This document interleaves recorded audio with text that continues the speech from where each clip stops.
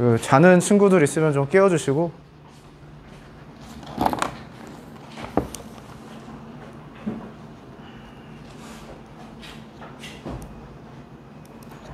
오늘은 성분 하면 될 것 같아요. 성분.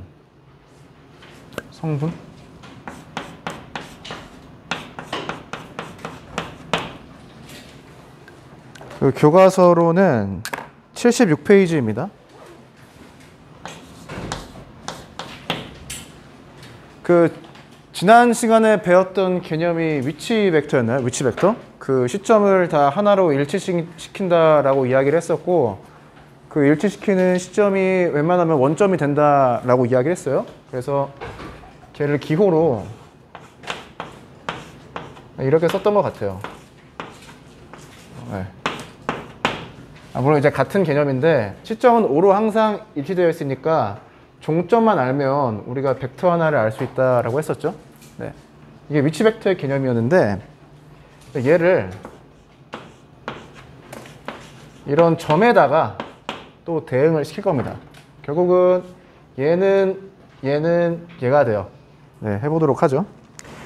76페이지에 그 문장 하나 읽으면 좌표 평면에서 위치 벡터를 그 종점의 좌표를 이용하여 나타내 보자.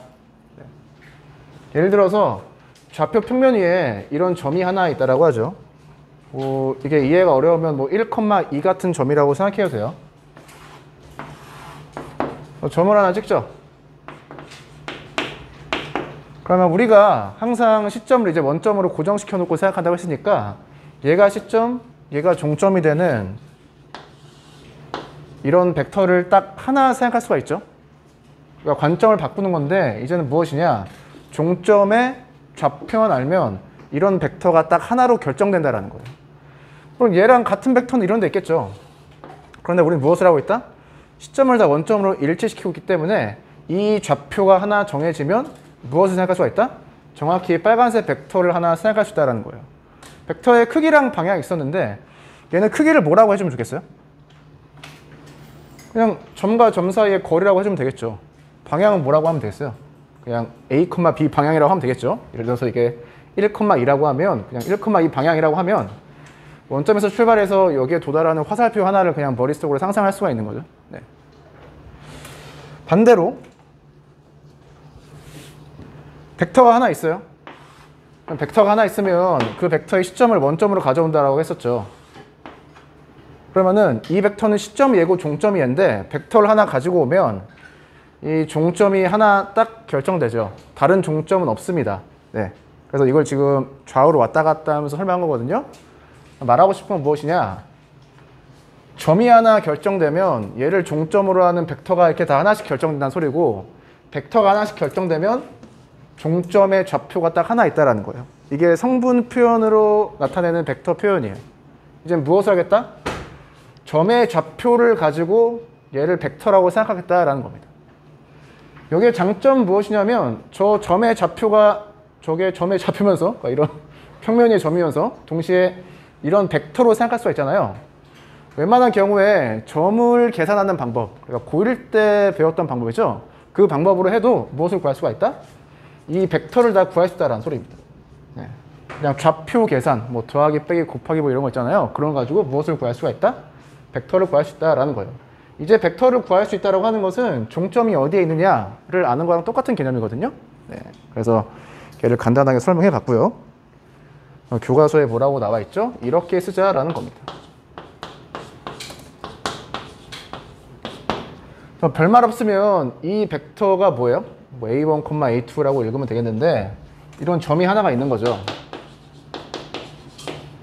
이 점을 A1, A2라고 하면 이 벡터를 뭐라고 부르겠다? 스몰 a 벡터라고 부르겠다라는 겁니다. 아시겠죠? 네. 이게 벡터를 성분 형태로 표현하는 방법입니다. X 성분, Y 성분이라고 해도 되고, 첫 번째 성분, 두 번째 성분이라고 해도 되고, 저는 편의상 첫 번째 좌표, 두 번째 좌표 이런 식으로 표현할 겁니다. 그래서 76페이지에 그 빨간색 개념은 설명을 드린 것 같아요. 네. 그 아래 보죠.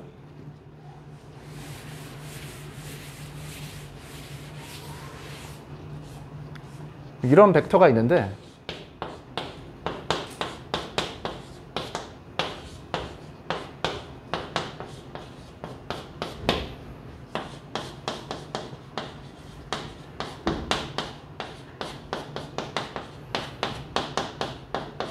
얘는 사실 뭐 대학교 가면 더 중요하게 배울 건데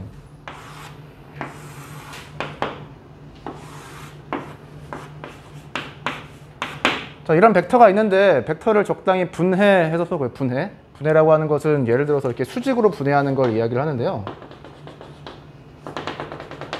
이 벡터를 얘랑 얘를 더한 걸로 구할 수가 있죠. 네. 뭐 편의상 예를 들어서 A가 B가 1보다 더 크다라고 합시다. 그럼 얘만 보시면 이 벡터는 어떠한 벡터를 가지고 만들 수 있느냐? 여기에 1이 있다라고 해봐요. 그럼 이 벡터 있죠. X축 양의 방향으로 가면서 크기가 1인 벡터에 실수배를 해서 이 벡터를 표현할 수가 있습니다. 얘가 A니까 얘가 A겠죠? 이 벡터의 실수배 몇 배를 주면 돼요?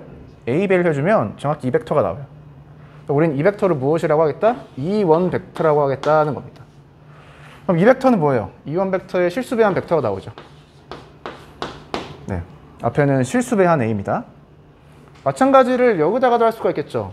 얘 좌표가 B가 될 텐데 이 벡터를 어떻게? 마찬가지로 여기서 길이 일자리 벡터를 생각했는데 Y축 양의 방향으로 가는 벡터 중에서 길이가 일자리를 생각하는 거예요. 그럼 얘를 적당히 실수배해주면 이 벡터가 나올 텐데 이때 실수배하는 값이 B가 되겠죠. 이 위로 올라가는 벡터를 E2 벡터라고 하고요.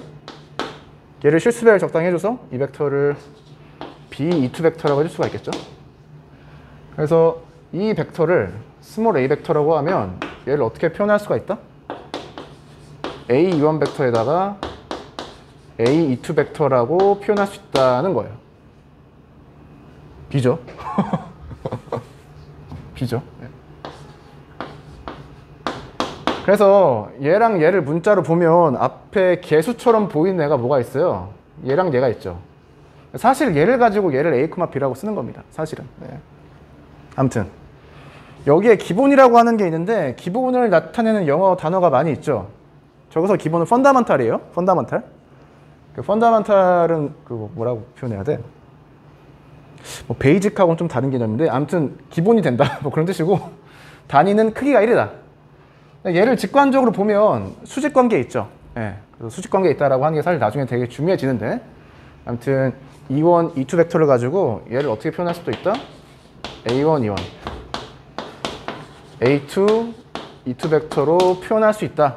뭐 이런 표현 방법을 알아두시면 될 것 같아요. 네. 그 내용이 이제 76페이지에 나와 있습니다.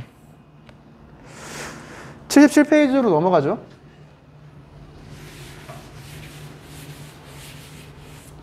여기 이렇게 개수 밑줄 쳐볼까요? 77페이지에 그 박스의 내용이 있는데 몇 개 보겠습니다.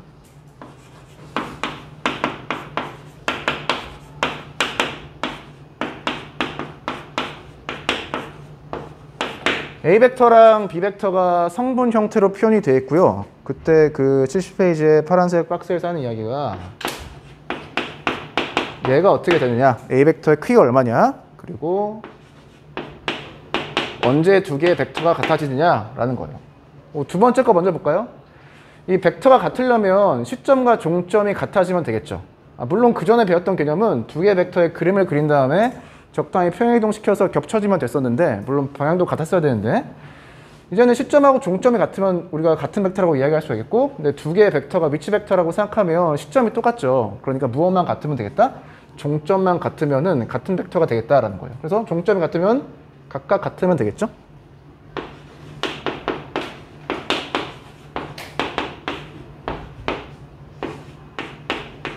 이런 결론이 나오고요.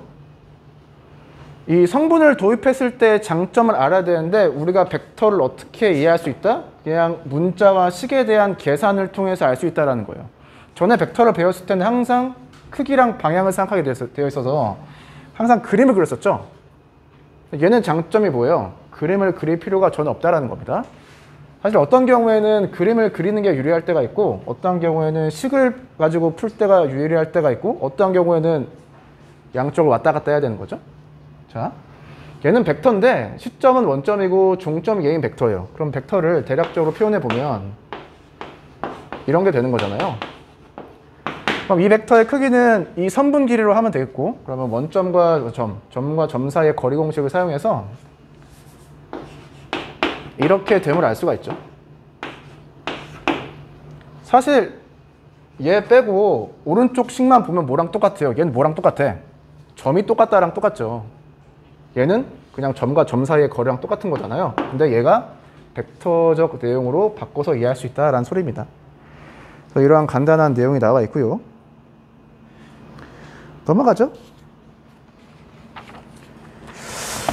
78페이지에 연산에 대한 내용을 할 텐데 직관적으로 생각하고 넘어가겠습니다. 연산.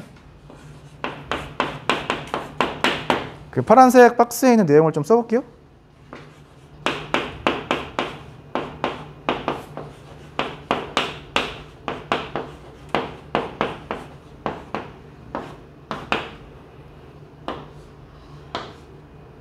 피곤하죠? 밥 먹고 저거 하려고 하니까.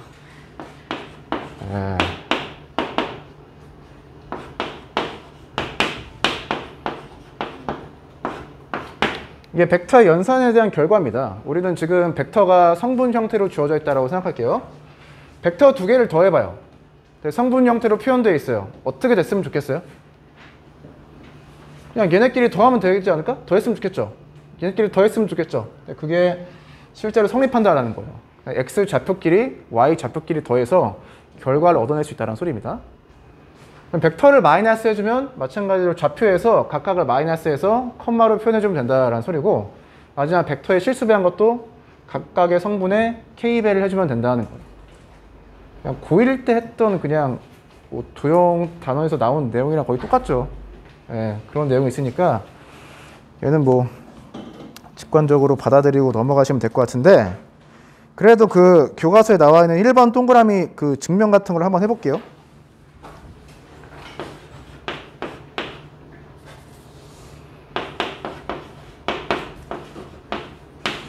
A 벡터가 A1, A2인데 얘를 아까 그 여기 이 벡터 있죠.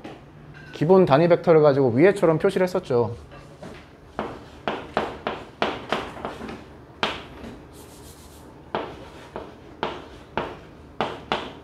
그럼 마찬가지로 B 벡터도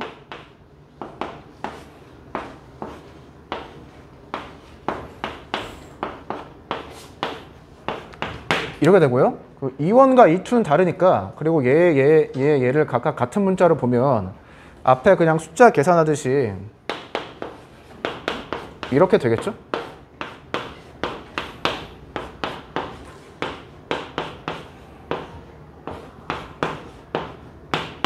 얘를 어떻게 쓰는 거예요, 이제?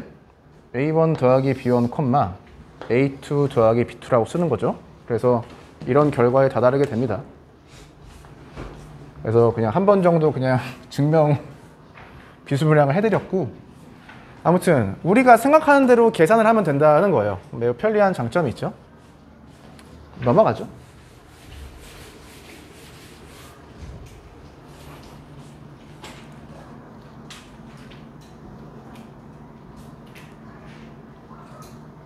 예제 3번? 예제 3번 볼까요? 여기다 쓸까? 이러한 문제를 대학교 가시면 이제 많이 보게 됩니다. 물론 발문이 달라질 텐데, A, B, C 벡터가 성분 형태로 주어져 있죠. 우리가 구할 값은 실수 KL의 값인데 얘를 만족시켜야 된다는 거예요. 어떻게 하자? 성분 형태가 주어졌기 때문에 위에서 그냥 직관적으로 알았던 그 계산 방법에 따라서 얘를 실제로 계산해보자라는 거죠. 1, 빼기 2는 A의 K배를 하는 거죠. 그럼 K, 0이 되고요. B 벡터의 L배를 하니까 L, 2R. 그럼 더할 때는 어떻게? 좌표끼리 더한다. K 더하기 L, 2R. 이 두 개 벡터가 같아야 되는데요. 벡터가 같다? 종점이 똑같다. L이 마이너스 1이겠네요. 마이너스 1이면 K가 2가 나오나? 이렇게 해서 KL 값을 구해주시면 됩니다. 문제에 주어진 식이 하나밖에 없는데 사실 X 성분하고 Y 성분이 있기 때문에 K와 L에 대한 식이 두 개 나올 수밖에 없어요. 네. K를 파악하셨으면 문제가 쉽게 풀리겠죠? 넘어가 보죠. 80페이지. 네. 그 박스 내용을 좀 써보고요. 이게 여기까지 나오나?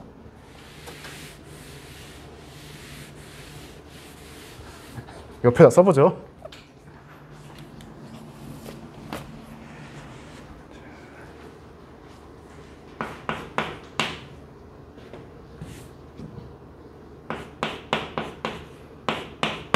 자, AB 벡터를 어떻게 구할 거냐라는 건데 얘를 표기를 바꾸면 원점을 시점으로 다 바꾸면 이런 표기가 되고 우리는 얘를 스몰 b에서 스몰 a를 빼는 것으로 생각하자고 했었죠. B 벡터랑 A 벡터가 지금 성분 형태로 되어 있으면 어떻게 한다? 그냥 좌표끼리 성분끼리 마이너스 해주면 된다라는 거예요. 그래서 B1 빼기 A1이죠. 이런 결과가 나옵니다. 그래서 최종적으로는 여기에서 여기로 바로 넘어갈 수 있으면 되고요. 점 A랑 점 B가 좌표가 두 개로 표현되죠. 이 경우에 계산하면 어떻게 된다? A랑 B랑 자리를 바꾼 다음에 뒤에 있는 것에서 앞에 있는 것을 빼서 X성분끼리 Y성분끼리 계산해서 이렇게 성분 형태로 표현해주면 된다는 거예요. 얘가 이렇게 나오니까 AB 벡터의 크기는 뭐가 되겠어요? 원점과 이 점 사이의 거리가 되겠죠.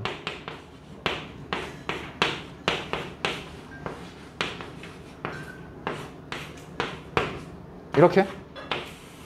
네, 이런 결과가 나오겠습니다. 얘는 그림을 그려서 한번 이야기를 해보면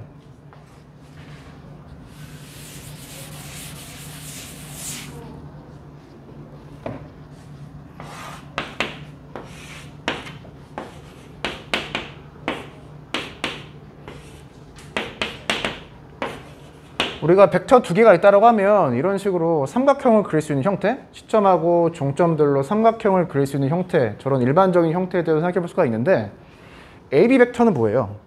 얘잖아요. 네, 그래서 이 벡터를 뭐 이런 식으로 표현했다라는 겁니다. 그런데 우리가 성분 형태로 표현했죠. 자, 다시. 이게 AB 벡터인데 이 점이 어디에 있어요? 이 점 어디에 있어요?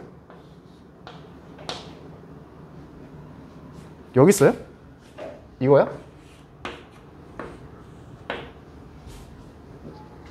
이 벡터의 종점이 얘예요? 아니죠. 우리는 시점이 원점인 벡터를 생각하기 때문에 이 벡터가 AB 벡터가 맞는데 얘를 이렇게 평행이동 시켜서 여기에 이렇게 그려줘야 되고요. 평행이동 한 거 같니? 이 점의 종점이 얘가 되는 거예요. 얘가. 이 점은 얘입니다. 얘라고 하면 안 돼요. 시점을 다 원점으로 일치시켜서 생각하게 나오기 때문에 물론 이 벡터랑 이 벡터는 똑같죠. 이 점은 여기에 있는 게 아니라 여기에 있습니다. 얘를 잘 파악하셔야 돼요. 이러면은 뭐 그쪽으로 다 해본 것 같습니다. 문제 11번 풀어볼까요? 문제 11번.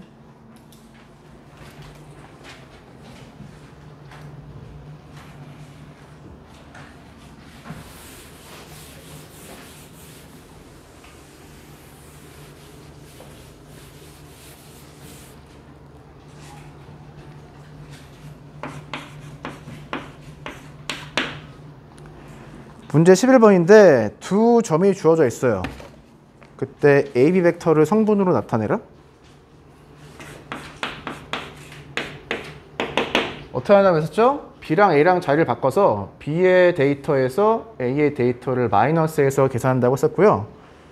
B의 데이터는 X가 4, A는 X가 1이죠. 그러니까 5가 되겠죠. B에서 Y점은 2고요. A에서 Y점은 3이죠. 그래서 2에서 3을 뺍니다.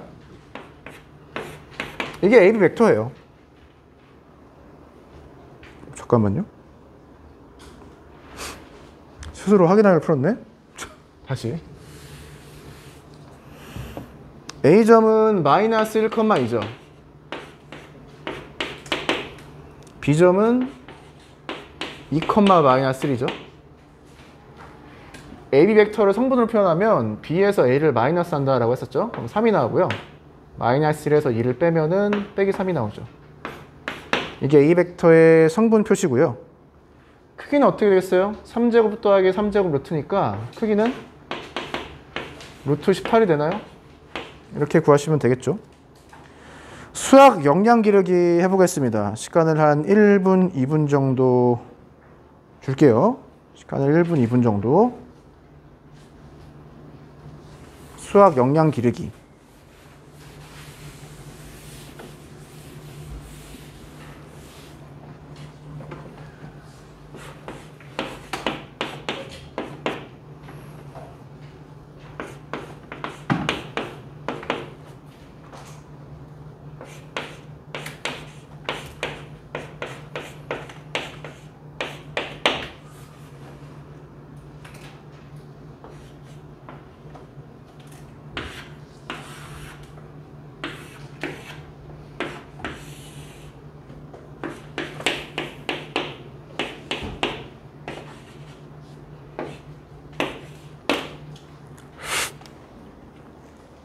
그 두 명의 학생의 생각이 있는데 우선은 유나 학생 생각을 먼저 따라서 해보겠습니다. 지금 얘가 등호가 성립하는지 물어보고 있는 거죠. 실제로 PA, PC 벡터를 표현해보면 PA 벡터는 얘가 되고 PC 벡터는 얘가 되죠. 되게 여러분들 그 중학교 때 한번 해본 적 있을 것 같은데 P점을 지나면서 이런 선분은 뭐 직선을 두 개 그립니다. 그래서 다 이제 직각이 되는 애들 그린 건데, 자, PA는 이 벡터에다가 이 벡터를 더한 거죠. PC는요, 이 벡터에다가 이 벡터를 더한 거예요. 이게 등호 왼쪽에 있는 벡터입니다. 꼭 뭐처럼 했어요? 좌표축을 세팅한 다음에 X축의 평행한 것하고 Y축의 평행한 것하고 두 개를 나눈 거죠. 마찬가지로 오른쪽에 대해서도 그렇게 해보죠. PB 벡터는 얘인데요. 이 벡터에다가 이 벡터를 더한 걸로 볼 수가 있죠. PD 벡터는 얘인데 마찬가지로 이 벡터에다가 이 벡터를 더한 것을 볼 수가 있습니다. 그러면 얘랑 얘랑 똑같고 얘랑 얘랑 똑같고 얘랑 얘랑 똑같고 얘랑 얘랑 똑같죠. 그래서 등호가 성립한다는 거예요. 그래서 첫 번째 학생의 아이디어를 따라서 성립함을 보였습니다. 벡터를 잘 분해한 거죠. 분해하는 방법이 하나가 있는데 X축에 평행한, Y축에 평행한 두 개의 벡터로 분해하는 방법을 알아두면 좋겠습니다. 두 번째, 현우 학생. 현우 학생은 성분으로 나타낼 수 있도록 좌표 평면에 직사각형을 놓아보자 라는 거예요. 그래서 이 사실 A, B, C, D라고 하는 뭐 4개의 점이 있는데 하나를 원점으로 생각하는 거죠. 예를 들어서 B점을 원점으로 생각하죠. 그러면 이렇게 X축이 생기고 이렇게 Y축이 생기잖아요. 이 다음에 어떻게 한다? 이 각각의 점들의 좌표를 표하는 겁니다. 예를 들어서 이 길이를 A라고 하면 점 C의 좌표는 A, 0이 되죠. A점의, 그러니까 이 길이를 B라고 하면 A점의 좌표는 0, B가 되고요. 그럼 자연스럽게 D점의 좌표가 A, B가 됩니다. P점은 우리가 모르는 점이니까 변수로 X, Y를 잡는 거죠. 얘를 원점으로 잡은 다음에 모든 점들의 좌표를 다 표현했어요. 그럼 무엇을 표현할 수 있다? 좌표 있으니까 벡터를 표현할 수 있다는 겁니다. 실제로 PA, PC, PB, PD 벡터를 성분 형태로 표현해 보는 거죠. PA 벡터를 예로 들어볼까요? PA 벡터가 얘예요. 그러면 좌표가 주어져 있으니까 좌표를 마이너스에서 표현할 수 있죠. 뭐가 돼요? 뒤에서 앞에 걸 빼줘야 된다. 여기에서 얘를 빼는 거죠. 그러면은 마이너스 X, B 빼기 Y가 됩니다. PC 벡터는요, 얘에서 얘로 가는 벡터인가요? A, 0에서 X, Y를 빼줘요. 그래서 이 두 개의 좌표를, 벡터를 더한 게 등호 왼쪽에 있는 애죠. 얘랑 똑같이 등호 오른쪽에 있는 애를 계산하면 같은 값이 나옵니다. 이 벡터 두 개를 더하면 이런 애가 나오겠죠. 네, 등호 오른쪽에 있는 식도 같은 방식으로 하면 같은 애가 나와야 된다. 그러면 같다라고 하는 것을 알 수가 있는 거죠. 단순한 계산으로 알아봤습니다. 그 두 학생 아이디어가 다 중요한데 윤아 학생의 아이디어를 말로 표현하면 수직으로 분해한다. 여러분 이런 거 해봤잖아?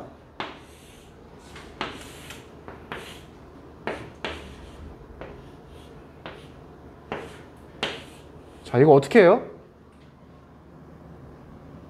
아직 안 배웠니 이거?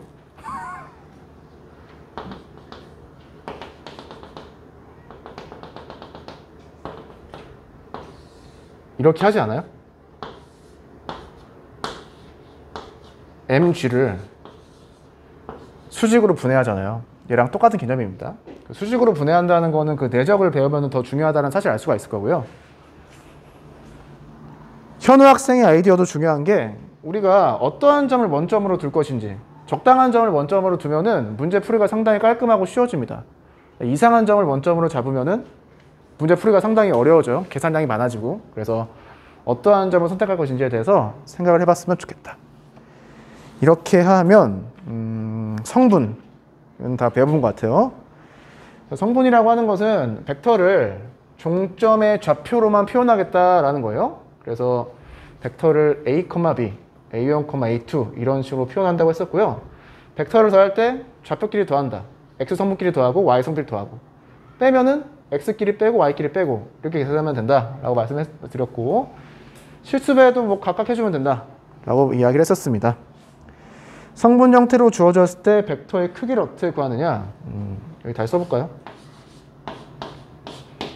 얘는 점과 점 사이의 거리랑 똑같았죠. 그래서 이 점을 종점으로 하고 원점을 이제 시점을 하는 그 선분의 길이를 구했으면 됐다라는 겁니다.